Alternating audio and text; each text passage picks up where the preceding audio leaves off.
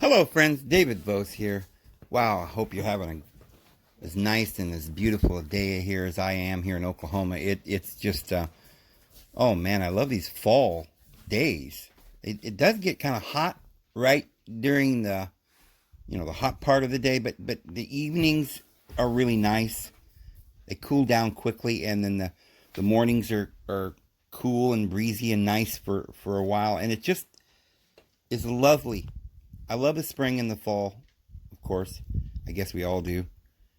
But anyway, it's just lovely, and I hope it's as lovely there where you are. But friends, it may not be so lovely for very much longer.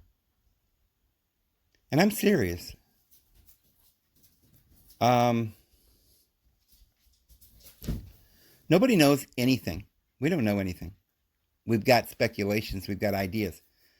Like we talked about yesterday, we don't even know if the stuff that we're looking at in front of us is even real. We don't know if we were placed here in some sort of hologram game app, and we're just little players in a game. There's some scientist somewhere on some other universe in some other dimension or like playing with us and just seeing and experimenting, and maybe they created us in a test tube and they're playing around. So we don't know. I mean, literally, that's maybe possible. And I mean, all that sounds very ominous, right? You're like, what? I don't want to be a I don't want to be a little game piece, a pawn in a chess game. But isn't that what we're told in the Bible, really? That we were created. Huh? Wait a minute now. A lot of religion says that we're not created.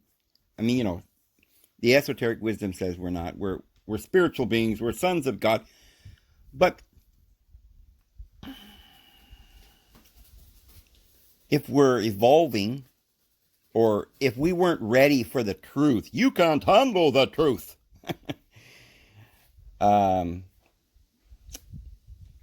If we weren't ready for the truth thousands of years ago, we've been graduating through, transmigrating through various things.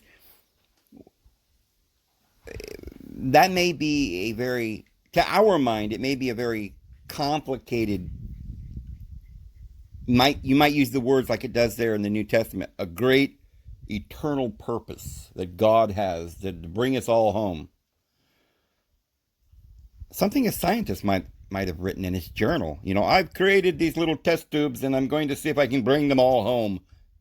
Right? Oops, well, we spilled that one on the floor. Okay, well, janitor, how do we know? I mean, so anyway, I don't want to get into that part of this. But you probably see on the screen, you see all these, the corn just fallen over, just useless. I guess 50% of the corn, one person I heard said 50%. I heard also 33%. But a large portion of the corn was destroyed very recently in some straight line storms. Straight line storms, we never heard of that when I was a kid. We had hurricanes, you had tornadoes, you had storms, but we didn't have straight line storms as far as I know. Maybe we did, maybe they were rare. Somebody said they were, first one happened in 1877. I don't know. But they're happening. Things like this is happening. The fires and the wildfires in Australia and Europe and the United States and things. All this is beginning to happen. They're telling us it's global warming. What's causing, if there is a global warming, what's really causing it? I'm going to show you something in this video. It's not you and I. It's not our cars. If it were happening, you couldn't blame it on the cars. You couldn't blame it on you going to the bathroom in the woods. You certainly can't do it. Blame it on some farmer or guy out in his field, plowing his field with his tractor, or even somebody in his house burning wood in his wood stove, or even pellet stove, right? Burning corn pellets. It has nothing to do. That wouldn't be it. That's human living. Natural living. But I'm going to show you some things that we're doing, or not we're doing, but that scientists are doing that they don't tell us much about. We don't really know that much about. We've heard of it. maybe in the back of our mind. We're talking about CERN. By the way, they got one in California, right where the fires are going. It's called a particle beam splitter collider, a particle collider. It sounds like a laser beam, doesn't it? A little bit. Yeah, they shoot laser beams into each other in somewhere and then see what happens. This is where they invented quarks and stuff. You know, they're trying to figure out. They're trying to recreate the Big Bang. Okay. Who are these guys and what are they trying to do and why are they trying to do it so fast? Did you know that in 1991 they started the internet there? Now, remember we talked about how they started the internet at CERN, Switzerland. Nobody ever tells us what that has to do with CERN. What are they doing? A hadron particle collider. What does that have to do with the internet? I don't know, but must have something pretty big to do with it, because the one we got here, it was started in 1961 in California and started up in 67. And then it was taken down for a period of time. Why? Because, oh my goodness, it was about to destroy California with wildfires. And they took it down. And then they brought it back up. And now, boop, you got wildfires again. I'm going to show you some pictures about the wildfires and what's going on. HARP. These kinds of things. Weather alteration programs or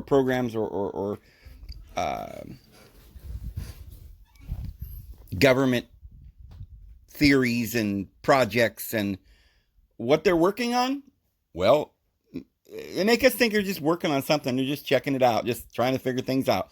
Well, while they're trying to figure things out, they create the internet. They create mind control. They create 5G, which is going to take all your stuff, all your information out of your computers. Well, putting satellites in the air. How do you get satellites in the air? With rockets. Why did they stop the rocket program? The United States, NASA sending up rocket because it was damaging the ozone. I'm going to show you some statistics about just how much one rocket can damage the ozone. Right now, they've got a new program. Elon Musk and, Bill Gates and Jeff Bezos are going to start sending them up too. Thousands and thousands and thousands of rockets every day. Each rocket, the fuel in that destroys the ozone. That's what they're saying. And perhaps if we're having any global warming, it's because of this. The rocket age, right? The age of rockets. Space travel, the age of space travel. And what did we get out of it? We're building see, they're not too concerned because they know that once they get all the satellites in there, they've got us in prison. But they're also building, now get this, Google is about ready to launch a new computer that is 1,000 times more smart and powerful than the regular computers that we have. And it's because of this, Silicon Valley down there at some Stanford University or wherever in California, they've got this new particle collider that's working with beams of lasers and seeing what it does in the Big Bang. And somehow or other, through this, they're going to build a new computer. Some kind of a particle computer. Rather than, they increased the capacity for stuff to go into chips. For information to be held and stored into a chip. So while the internet was created in CERN, I don't know when it was created, like in the 80s or something. But I don't know. I'm not sure. The 70s or something, I'm not quite sure about the date.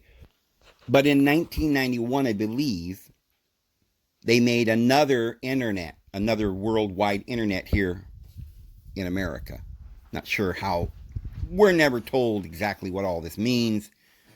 But it's like they invented it over there in Switzerland with their CERN, and then they improved it or something, or did something else in 91.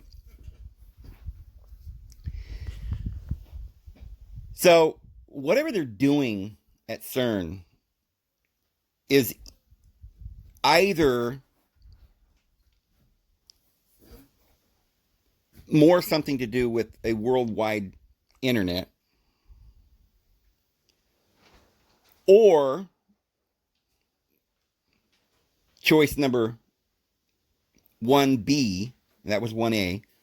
1B is they're using this collider beam, whatever thing, to control something more hideous, more crazy, like the world vibrations or our minds or the weather. Or it's funny because we literally have pictures of them with beams coming in out of the sky. We used to see pictures like that with HARP, but now they got rid of that and they made a better one, and they got a better one, they got a better one. And now we see these beams coming down out of the sky hitting California, and cars just being charred right on the spot with all the trees around it just fine, and the houses being incinerated with all the trees just being fine. The house next door just fine. They just selectively incinerate cars and houses all over California. Part of the reason is depopulation, friends, because they don't want... They're trying to create a situation here where we go down, where it makes it kind of look like it was just nature. Well, look at all these storms. They're just killing everybody. Oh, my goodness. Right? Oh, well, they don't want to kill everybody. They just want to kill us. Well, get rid of us, depopulate. One of the things is that this whole COVID thing was supposed to do was we would go inside, put our masks on, that's control. While we're going inside, all we're doing on the news is talking about COVID. It's like a train. It gets going, boom, boom, boom, boom, boom. And that's all you can think about, and that's all you can breathe, and that's all you can do is COVID. And the more we say, oh, I don't like this COVID, I don't know, why are we doing this? And this is crazy, it's against the Constitution. And 10 years later, it's against the Constitution, and we haven't done a damn thing about it. Just talk about it. Meanwhile, we haven't seen the news. Well, they also talk about the election, and they also talk about the riots, but they don't talk about the straight line storms that are wiping out Iowa, Ohio, Nebraska. I don't know how many of the Midwestern states have had record damage to crops because of storms. And you're not hearing about that. You're not hearing about the fires that are killing people in California and wiping out entire areas of land and homes and depopulating getting rid of their homes. One whole city was completely wiped off the face of the earth in California. The entire city was not a small town. It was thousands of people in that town, like 40,000, 50, 60,000 people. I don't know how many. A little town called Paradise, California. I used to live right within 10 miles of there.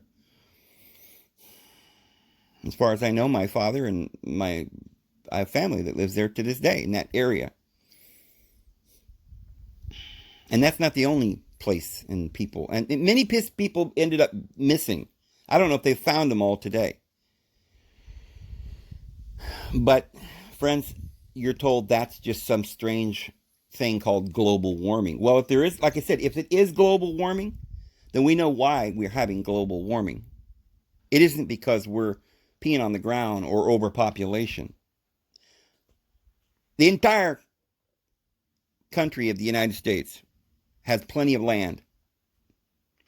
We have 320 million people, but we have lots of land. The whole Midwest is, the mountains and stuff like that. It's wilderness. But we have 320 million people. Go to Canada, they're twice as big as we are.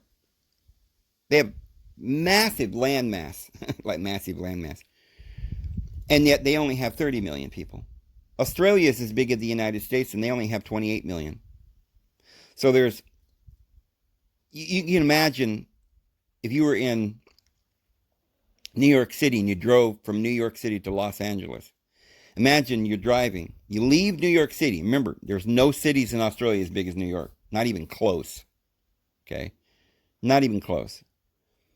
But let's just assume that New York is equivalent to Sydney or something, or Melbourne or whatever.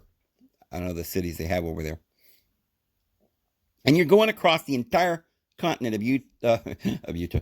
You're going across the entire continent of Australia. Well, once you leave New York City, there are no more cities. See, we've got New York, Philadelphia, Boston, Washington, many, many, many, Annapolis, and many, many cities. Hundreds of them. Many of them over 1 million people. Some of them millions and millions. You couldn't go 20 miles without coming into a town or a city. All the way across the United States till you get to Los Angeles. Although, like I said, once you get to the mountains and the desert, it's pretty open. But at least halfway across the United States, you're going to hit a town or a city every 20 miles. Well, not so in Australia. You take off from, like I say, Sydney or something. You're going to Perth or the Western Shore. And the only town of any, there may be a lot of little towns throughout Australia. I don't know, maybe a few hundred that are like a few people, like 10, 20, 30 people or what. But there are no towns to speak of. They might have post offices or something. But there's like one town in the center of Australia. One town. One. And it's not a very big town. I don't know how big it is. I couldn't tell you the population, but it's not very big at all. It's not really a city. It's just a town. And that's the only town in the interior of Australia. So we're talking entire, you say, well, that's Australia. Same with Canada. Same with Russia. Much of China even doesn't have cities. In the jungle. Amazon jungle. The Argentine jungle. I mean, the earth is huge. Greenland's not populated. Iceland, most of Asia.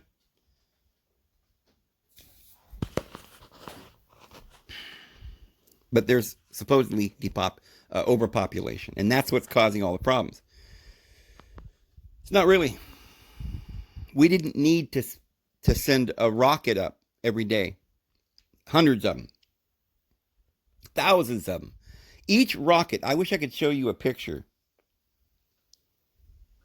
of what it looks like, the steam and all of the exhaust that comes out of the back of one of those rockets. And it keeps going for, I don't know, how many minutes, hours, as it goes through the atmosphere.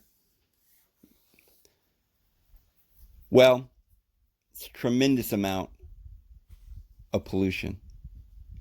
And we've been doing this for years. And of course, the airplanes, we didn't need that. The elite, they use those. We use them once in a while, go for a vacation or something. But for the most part, the people that are back and forth, back and forth, back and forth, back and forth up there in the airlines is the military, which we didn't need.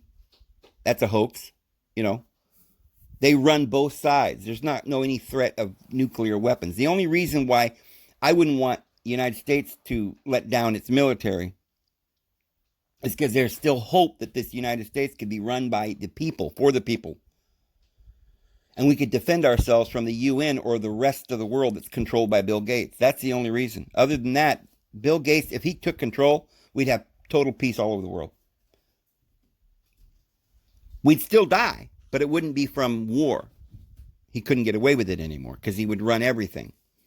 They would come in, the UN would come in and govern the United States, and they'd say, oh, we got peace. Everything's wonderful now. Except you wouldn't be allowed to do anything. Spit on the sidewalk, walk over here, walk over there, do this, down on your head. You couldn't drink that. That's harmful for you. You're not allowed to light a fire here. Can't own property. You got to have a permit to, chew gum. It would be, the entire world would be a gulag. A Gestapo-run Auschwitz. And the ovens would be your homes. I mean, literally, you would go in there, plug your mind or brain into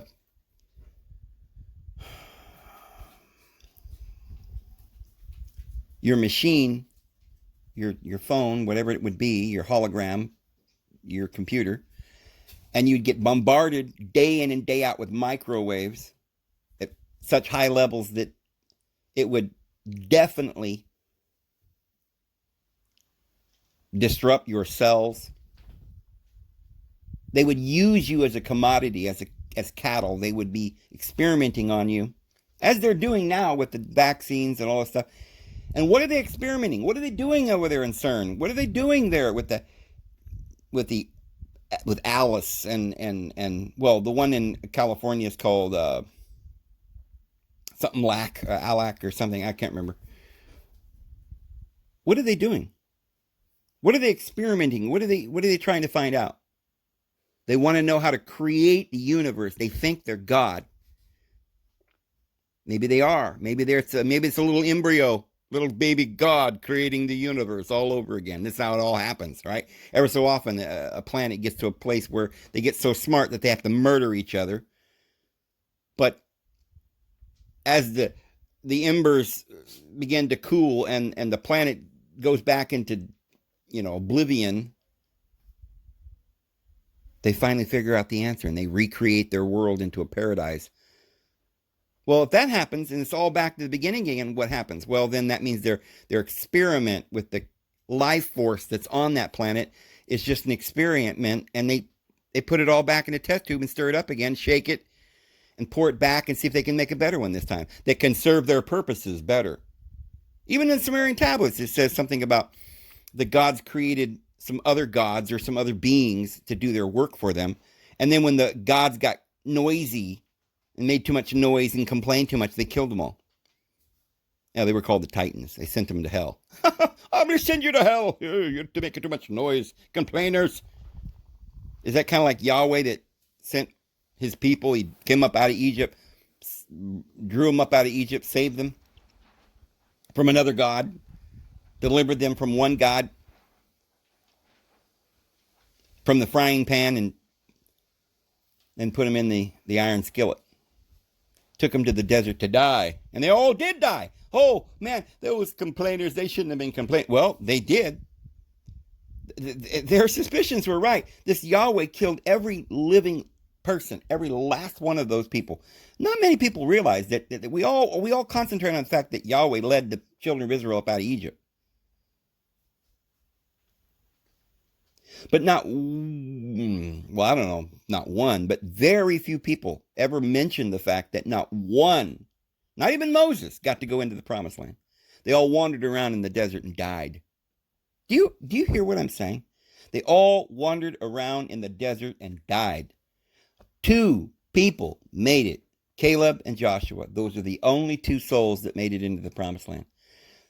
Because he said, in my wrath, he says, you will not enter into my rest. He said in his wrath. Well, that doesn't sound like my Father in heaven.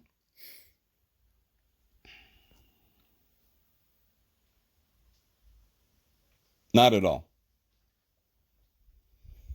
So I don't know what kind of game these guys are playing. And maybe, obviously Bill Gates isn't doing all this. The devil is. And who's the devil? Well, he's the god of this world, who's blinding the minds of the unbelievers. Well, maybe he's not such a bad guy, Dave. Why, he's got to have law. We're all a bunch of lawbreakers, and we've got to have law and be told what to do because we're all a bunch of little pollywogs in his little test tube. You see, we're his experimentation. Why, he's got every right to do whatever he wants because he's God and he created us. Okay. There was another thing that you could read about, similar to that little ditty in the Sumerian tablets, where one group of the Anunnaki, those who from heaven to earth came, they said, well, just use these people as slaves. Why, look at them. They're just brute beasts. They don't have a soul. I think we can make our lives much easier, and we'll make them slaves. And so they did.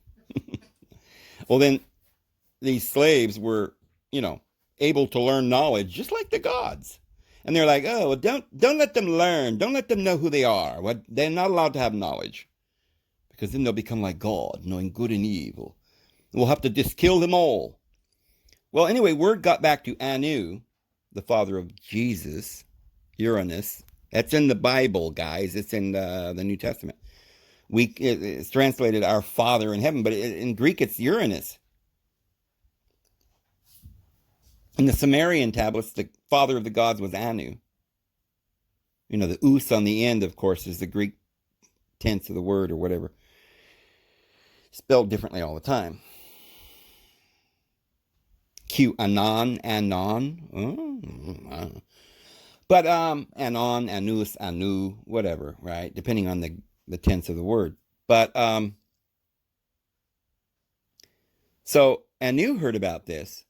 He had made it perfectly clear in his edict that the gods were to work and mine the earth and treat the people fairly and lovingly, and they were not to be harmed. And it was against the law for the Anunnaki to have relations with these other species. But Enki, he didn't obey. Enki, the Anunnaki, Enki, Anki. The Bible calls them the sons of Anak, Enoch, Enki. Same word, Anunnaki. In fact, Yahweh is sometimes called Yahweh Anoki in the Hebrew scriptures. If you read it in Hebrew, Yahweh Anoki. Yeah, the sons of Enoch. You remember Yahweh is the father of Marduk, and Marduk's the one that organized the rebellion of the Anunnaki. Well, they started having relations with these humans. They're like, well, I guess they're kind of cute. And they with a slight little modification, they were able to have children. Well, they bred them. Some of them were bred because they weren't fully Anunnaki, so they were less human, right? They didn't have a soul, so they made them slaves. Well, when Anu found out about this, he said, oh my God, what are you doing? This is a breach against the Federation protocol. We can't do this. You can't harm the people.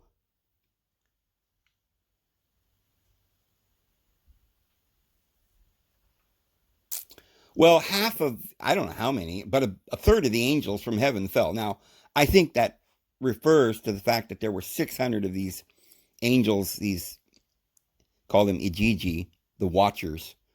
Our Bible calls them the watchers, but the Igigi is what they call them in the Sumerian tablets. Anyway, 200 of them, 246, right? That's a third. 200 of them fell, made a pact on Mount Hermon. But it does seem that there was quite a stir on their planet. Now, I'm under the belief, I believe that Nibiru, the planet of the crossing, is really a ship, a big mother ship that crosses the ferry that crosses the river Styx, according to the Greeks. But it's in every language. I mean, Jesus talks about the great chasm between paradise and Tartarus, or the place of torture, which in Greek it's the chasm Styx, the great Styx river.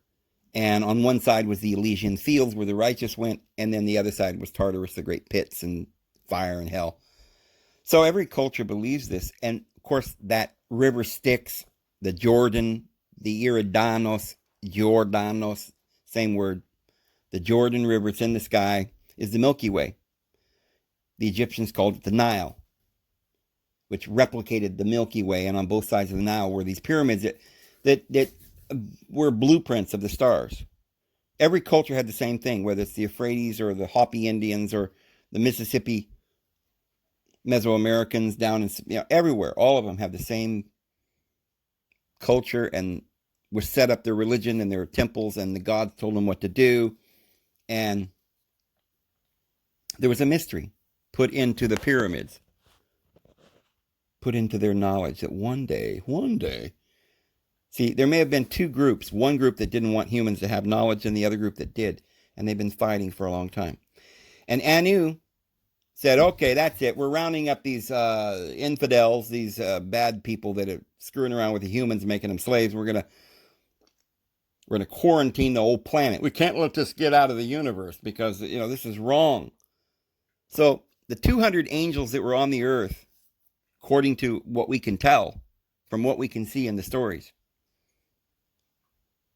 they had a period of time. I mean, this has already happened several times. They had a big war. There was a nuclear war. That's the Sodom and Gomorrah story. But in the Sumerian tablets, it's much more than Sodom and Gomorrah. Even in the Bible, there's 5 other cities. But in the Sumerian tablets, it's a much wider area. In fact, it's basically the whole world that was nuked. The entire Middle East and Africa and all the way over to Iraq, and who knows how much area was nuked or fire and sulfur came down out of heaven, whatever you want to, however you want to say it. But they were frozen sulfur, salt pits of bitumen, and it just incinerated everything.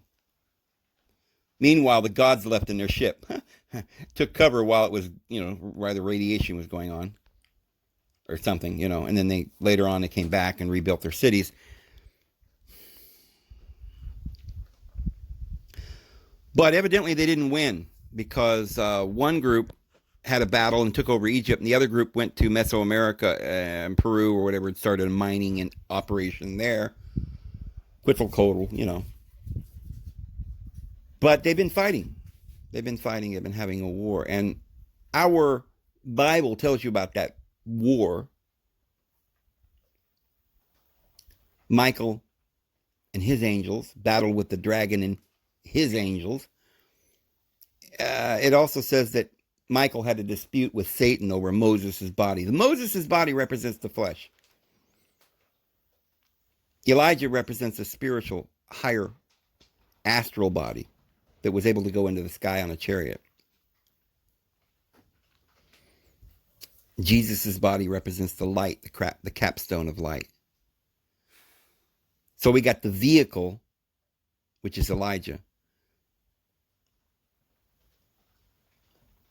We got the physical universe, which is Moses. Then we've got another body that's able to go between and get into a higher state. More information. Moses goes to Mount Horeb and brings down with a veil to the people. Elijah goes to Mount Horeb and gets the still small voice, because Yahweh, the I Am, wasn't in the fire or the earthquake or the storm. And then Christ comes and goes up to Mount of Olives and comes down with his law of love. And he goes up to the mountain and is transfigured into a body of light. And there with him is transfigured Moses and Elijah. There's a lot of symbolisms going on here. But we were always told that the New Testament and the Old Testament is pretty much the same. It's just a little, a twist on the Old Testament. Like the Old Testament is like, oh, you have to keep all these laws. Well, oh, I see. You can't quite keep them, huh? Well, here's what we'll do. We love you so much. We're going to come down and I'll just die for you. Okay. But in the end, since you can't keep these laws and you've got to in order to have life, all that's going to do is give you one last chance. Now that you're Christians, you better keep those laws, because I'm coming in my wrath and destroy you all. That's nothing at all what it really is. Yahweh's the ego. Christ is the higher consciousness, the two I Ams. And the Mount of Horeb is the Mount of Light. The Mount Shine in Hebrew is moon. The lesser reflective light, the carnal commandments, the physical world as we see it, the bondage, the body of Moses, that never was allowed to go into the promised land, never will be, and never can be, except through the river Jordan, as they picked up the 12 stones and put them in a circle and called it Gilgal, or the wheel of rebirth. And they went around and around and around and around for 360 degrees. The 12 tribes, like a clock, the 12 hours, and they went 360 degrees in the circle and went around and around in the desert for 40 years, 140 and 4,000. They came out 12,000 for each tribe. In battalion mode, in brigades, with banners, each one holding an astrological sign above their head as to which house they belong to. Well, this house turned into a beast. And it was manipulated. It was carnal. And we lived in it. But it was dying. As you can see, Christ says, your house is left unto you desolate. That's your house. That's not part of my world. The God of this world is blinding the minds of the unbelievers. I'm coming and, I'm going to get rid of him. But I'm building a new universe, a new temple. With living stones, we're going to build another one. They're going to be living creatures, not beasts. The 24 elders are going to go around my throne, and I'm building this temple for God to inhabit by spirit. We're going to go over here. We don't want nothing to do with your world. I'm going to come down at the last day and destroy this world, and everybody that wants to go with them, go. You take their vaccine, you get downloaded with their stuff, you become part of the beast, you follow them, you worship them. Maybe that's their experiment. They were the 200 that fell. Maybe they decided that, maybe they're gods. You can't destroy gods, right? So they quarantined the earth till they could come back and figure out how to get rid of them without killing all the humans, because they had us hold us hostage. They've deceived us into believing this world is real. Oh, look at this. Go down over there and bow down to that beast. It's real. Let's worship it. That's us. You worship us. Convince us it's real. Manipulate our genes, our weather, keep us in bondage, keep us stupid, keep us in control. Don't ever let us find out that this world is just our body, it's a creation, it's a manipulation. And we got to make another world. We got to be clothed upon with a garment of white. We need a new name. Yeah, the old name. Remember the number of his name? Whoever receives the number of his name. You know what that means? Those who get the mark of the beast, they receive a name. They worship the beast, but they get a mark upon their forehead and their hand. And the number, let's see, what does it say? This is important to look at the wording here.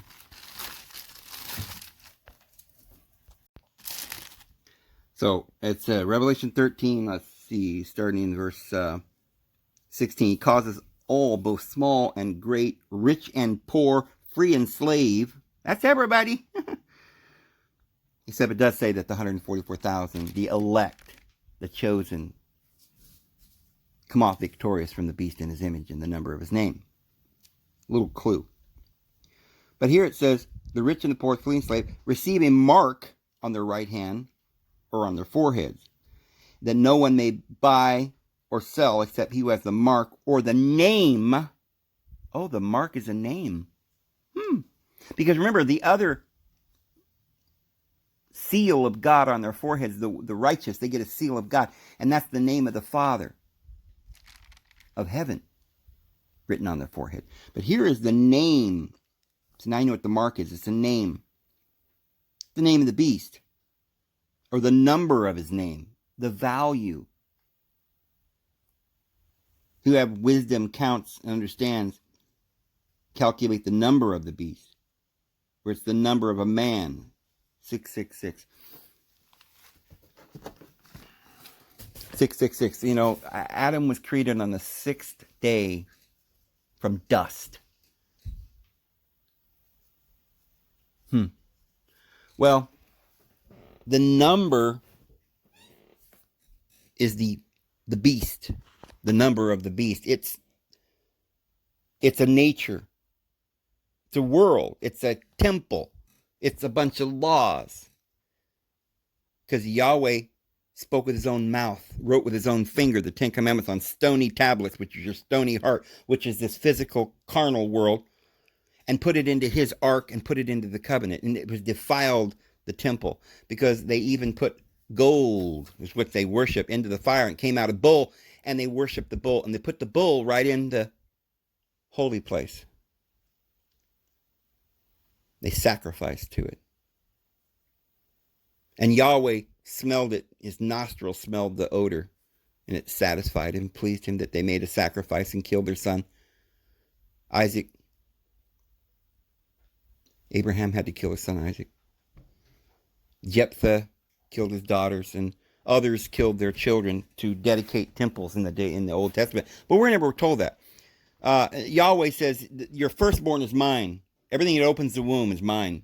But if you want to redeem your firstborn with a sheep, that's fine. But the firstborn belongs to me. Many of them gave their firstborn to the temple. We don't know what happens to them because we're not sure about the wording. They've changed the wording. But what did Yahweh need with humans, right? Was he using them as slaves and in the temple, in the world? I don't know.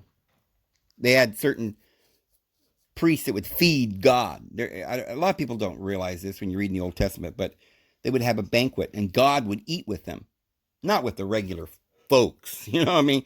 You got to go behind the curtain, right? There had dining rooms. The whole temple was a lot of dining rooms. It had to do with eating, right? There was libraries, there was jewels and gold and all kinds of compartments and treasures. But certain people were allowed to eat with God. The 72 saw God and they ate with him. Yahweh, not God, not our Father. But they ate and drank with him. When Abraham met Yahweh, he ate and drank. They slaughtered the fattened calf and they had a meal. He saw them. He was standing right there. The three angels, two went to Sodom and Gomorrah, and one who stood there before him was Yahweh. Yahweh remained.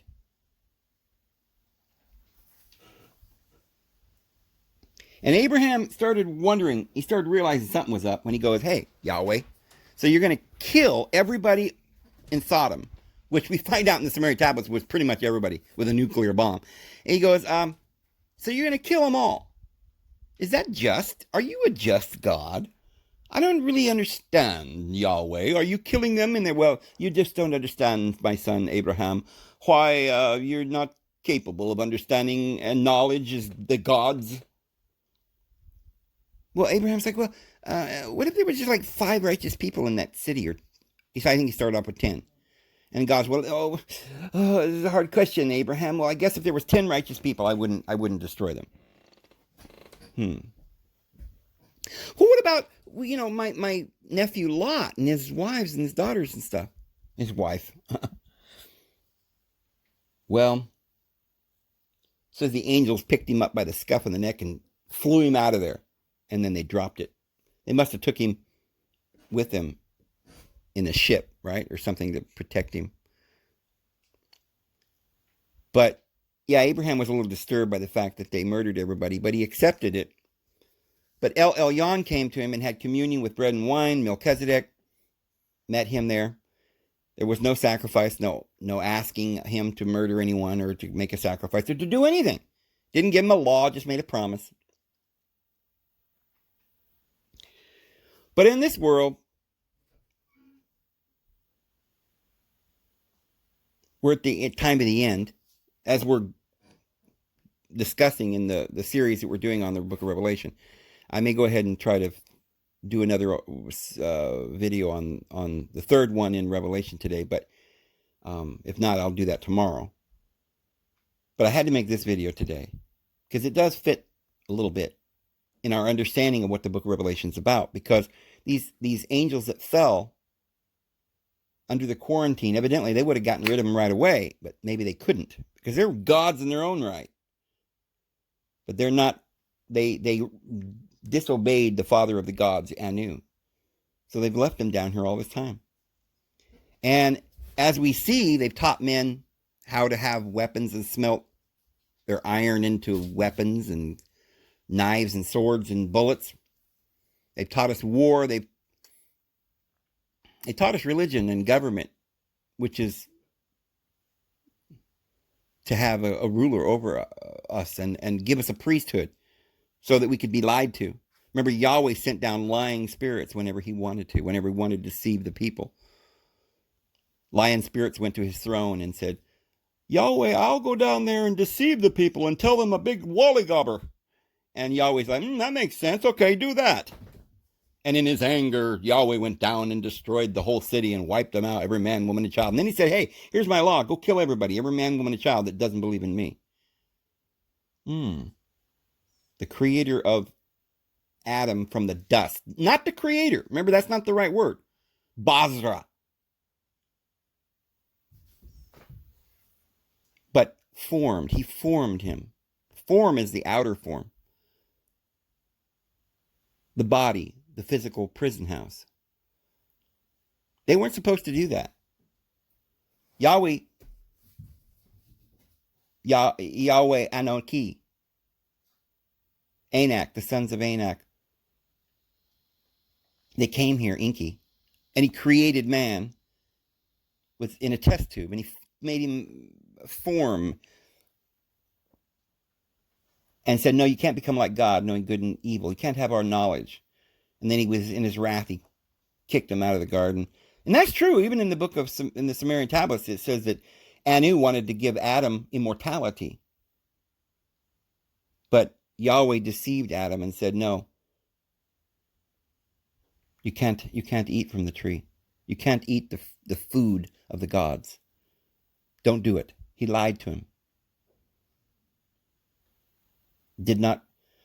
He disobeyed Anu.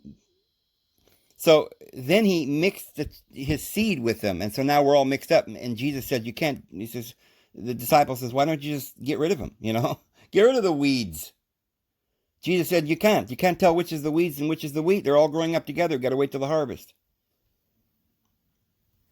This is too mixed up and messed up. I mean, we got men that are being deceived.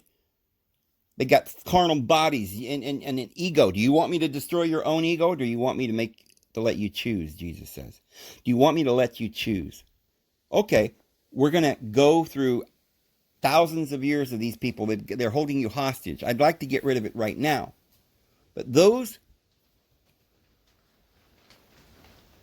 going to be this grafting. The great mystery is they're going to be, the people of this earth is going to be grafted into the gods. We already were, in our spiritual essence, we were children of the light. But now we've more or less become one with our God. We've married him, and we're bound under his rules. So Anu says, what I'm going to do is I'm going to destroy that God, and I'm going to purchase you from him. Of course, you can't destroy them. They're gods. They're immortals. Right? But he says, I'm going to buy you and purchase you. And he did. And most of the people on the earth didn't want it. So God's up there going, oh my goodness, they don't understand. They're being lured away by this evil. And, some people want to bow down to Yahweh and take the mark of the beast. And you guys don't have any understanding about what you're doing. I don't mean some of you would willingly take a mark of the beast. I know some of you are putting tattoos on your body and surgically implanting horns in your head and painting your body green, and you want to be vampires and all. Some of you are doing this, and you know full well what the darkness is. We're not children of darkness. We're children of light. But some people are just doing it because they're beaten, they're lied to, they're deceived. They got a bottle of whiskey and they don't know how to come out of this because they've been lied to, and they need to hear the truth. But what are they doing? I guess that was the point of this video originally, until we get into all this scriptural philosophy. But what are they doing? Why are they wanted slaves to start with, is what the story goes. They wanted slaves. And it looks like, since they've been ousted by the other gods, they're going to have a war. They need knowledge. They need to achieve something that could beat and defeat God. And of course, we're their slaves. We're as smart as they are. They can use our brains. They can use our minds. They can get us all into a circuit board and use this as a supercomputer. Then they can quickly, because they know the time's running out. The time that ends here. They got very little time left, so they've been speeding this up.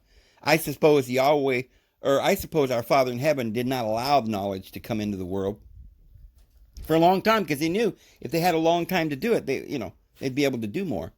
But then again, if you think about it, knowledge has increased in the last 100 years exponentially, but it's been going on for a long time. When did they make the spectacle, like glasses or the concave lens, so they could look at the stars? 500 years ago or something.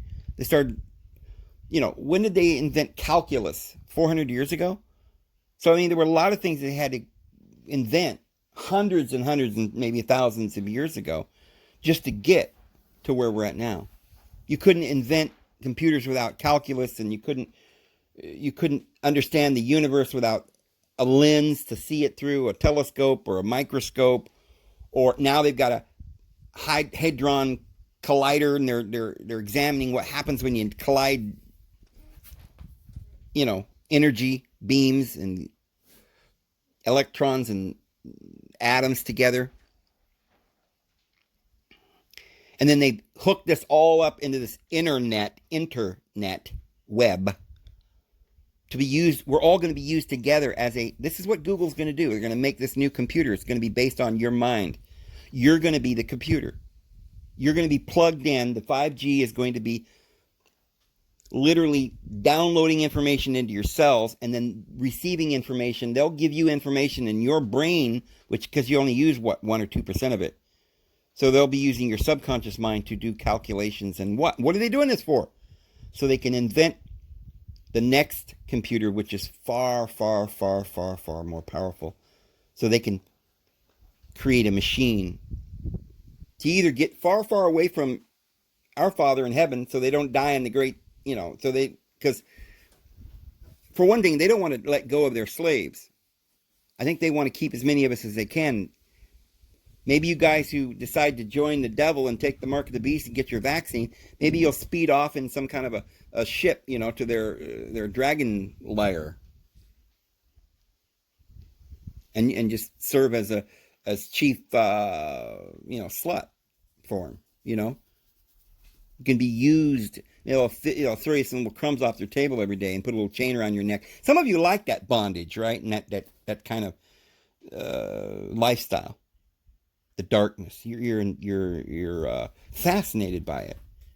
You're constantly doing little videos on YouTube, trying to dance around, show us how beautiful you are, looking like a slut and dressed up like dragons and with blood coming out of your mouth and all this kind of thing with collar around your neck. And I don't understand all that. And to each his own or whatever.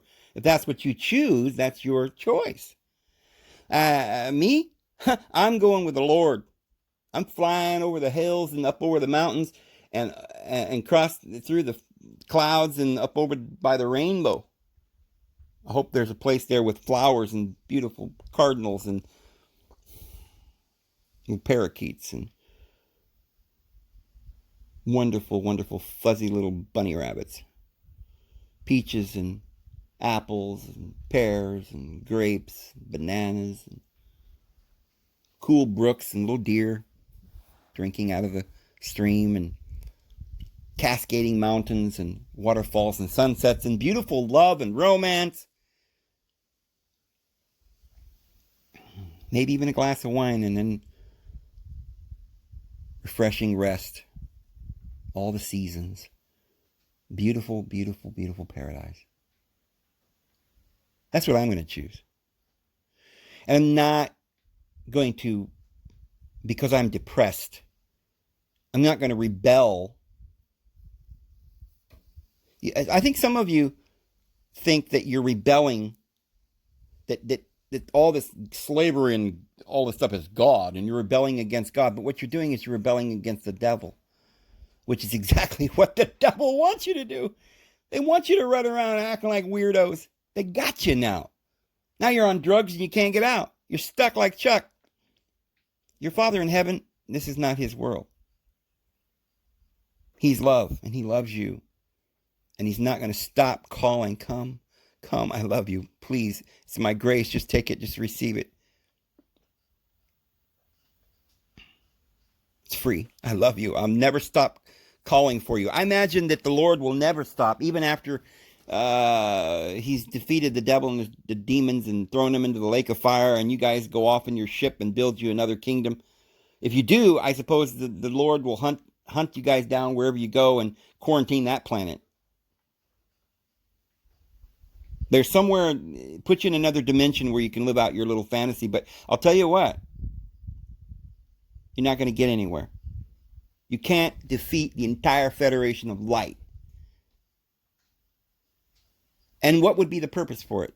You wouldn't even want to do it, but you're deceived. You don't know what you're doing. These guys are wacko crazy. They're going to be taken out of here in a straitjacket. I don't think he's going to be going anywhere. He gets up on his mountain and he starts throwing tantrums. I'm God and there is none else. You will bow down and worship me. Don't touch my mountain. Don't be picking up sticks. It's the Sabbath now. Don't you understand? I told you not to do that. Murder those three over there. Picking up the sticks over there. Yeah, murder them, right? Make an example out of those. Oh, buddy. And now, what are they doing? Well, you got to wear a mask, go inside. And he wants obedience. And everyone will get the mark of the beast because he wants you to be inseparably bound to him where you cannot leave. Well, I don't think our Father in heaven's ever going to allow that. I mean, I know you have a choice and you can make that choice, but I believe somewhere along the line, our Father in heaven will always hold out, his hand in forgiveness for anyone who, maybe not in this age or in the age to come, but eventually those who get tired of the lies. The Lord had a program for the last 1,000 years to figure a way to get us out of this. I think he's got more wonderful ideas up his sleeve that we haven't even heard. Plans that he hasn't even put into place that we haven't heard of or we don't understand. But I do believe he's love. Absolute and perfect love. And I don't believe he's going to... The Bible says he's not willing that any should perish. And I believe that with all my heart. But right now, what I'm trying to do is let you guys understand that there's been a misunderstanding. There's been a lie going forth that people are believing. This is not our Father's world. And all this manipulation is not from our Father in heaven. And he's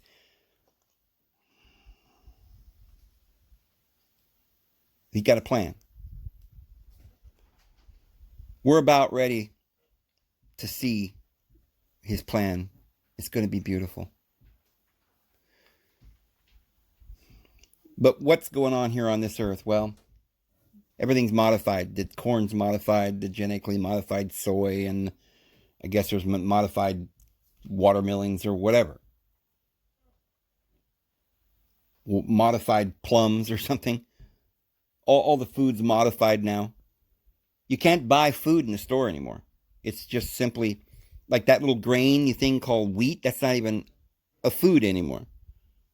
That's a genetically modified piece of garbage that is full of pesticides and poisons and chemicals that is literally... And the sugar, the white sugar, those two things will kill you, make you sick. One little short point here, I'm just going to state this because we don't have time to talk about it. But a lot of times you wake up depressed and you don't know why. You think, well, I'm just depressed. I don't understand. There's no way out of this. I never feel good. I'm never happy. I don't think I can make it. Friends, one of the biggest reasons you're depressed is because you're on some kind of a drug called sugar and white flour. It's ruining you. It's not the phytochemicals you need. That, the plants have phytochemicals like they provide you dopamine and serotonin and things that make you happy. Polyphenols and opioids and things like that that's in the plants. But we don't eat the plants anymore.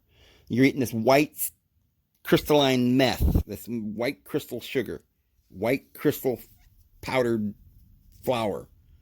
There's no bran, there's no germ, there's no nutrition, no nutrients, no vitamins, minerals, nothing in it. And it's causing you depression as well as physical illness. So it's going to take a while. It takes a while to get off heroin or meth or something like that. Well, it takes a while to get off sugar, but you got to get off of it. You're always craving food. You're not craving food. You're craving your drug. You're craving the sugar.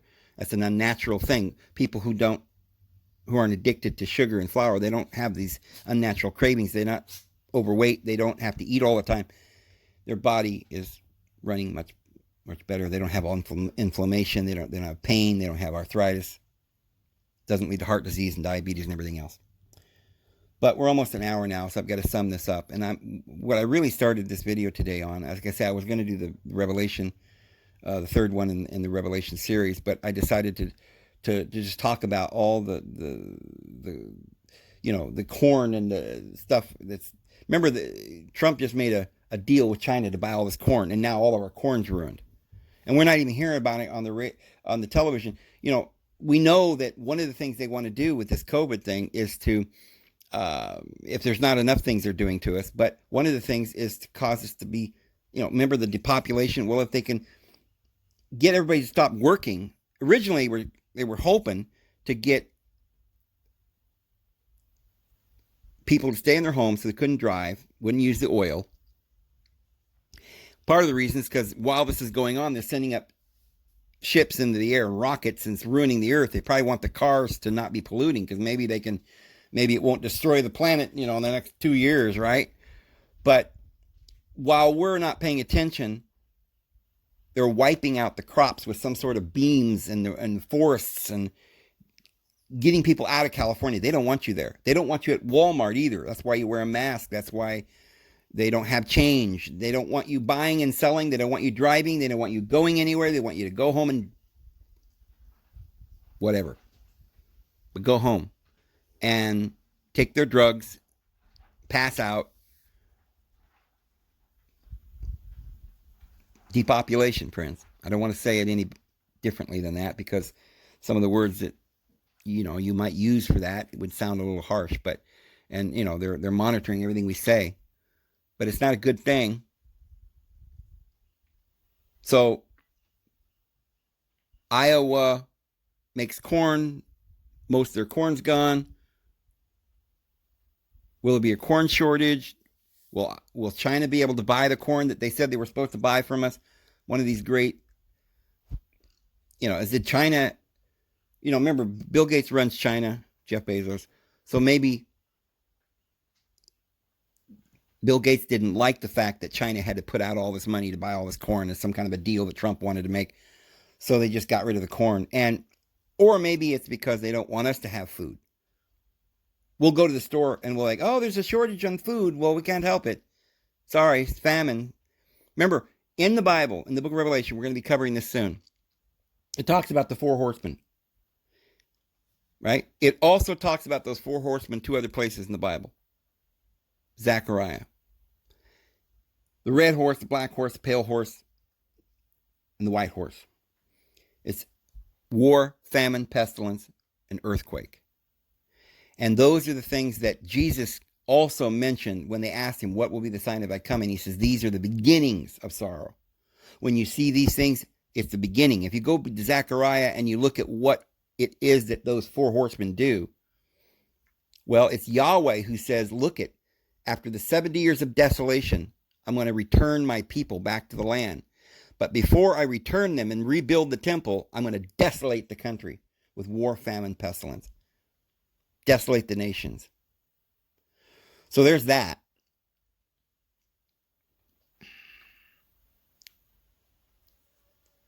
But in this case, I think it's our Father in heaven that's using the same symbolism.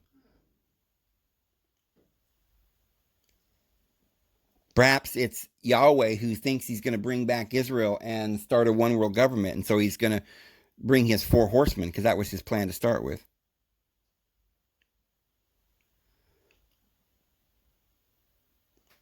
But those 4 horsemen are war, famine, pestilence, and earthquake. And right now, there's some bad stuff going on to our crops and to the forests and the fires. Famine's coming. The famine is coming. That's going to be the part that you guys haven't even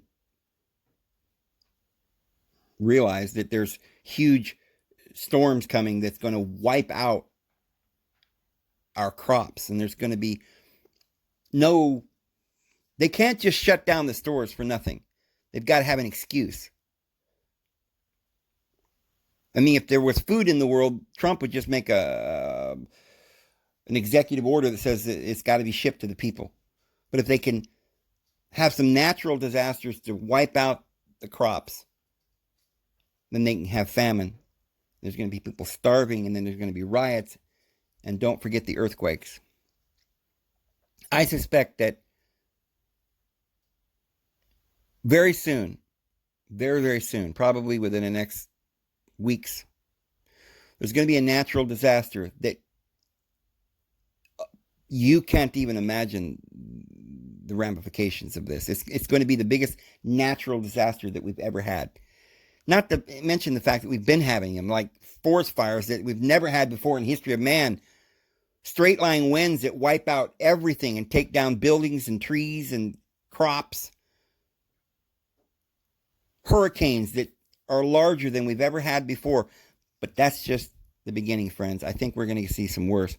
Anyway, I'm over an hour. I'm going to go ahead and go. Hope you guys have a great day. We'll see you again tomorrow. Have a good one.